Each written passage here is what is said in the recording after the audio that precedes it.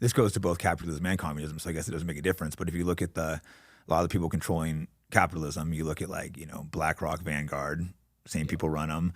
It's, I think 18 of the top hedge fund managers, all the top donors of the Democratic Party, all Trump's top donors. You get most people that own most of the social media. They own almost all of our media.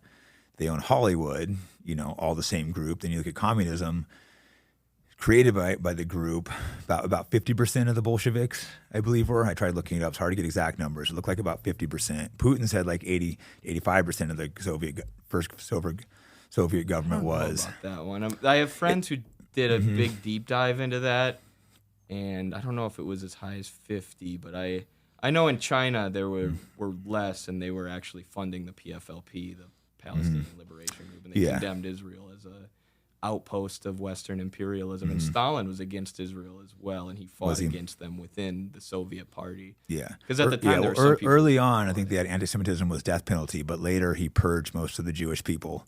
So it's definitely later it wasn't Jewish, but early on I think it was mostly Jewish, not mostly, but very, very high percentage.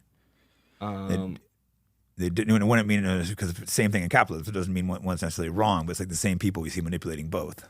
Yeah, I would argue that there are historical reasons why there are so many Jewish people in positions of power, because they were given these jobs as moneylenders because the Muslim and Christian people didn't want to do it, and Jews were, oppressed and treated like crap, so they got pushed into these money lending and banking jobs, which then, now banks run everything. You have the banks, so they were able, and Jewish people tend to keep money in the family just culturally. They pass it down to their kids. But I would argue that it's the ownership that gives them the power, not the fact that they're Jewish.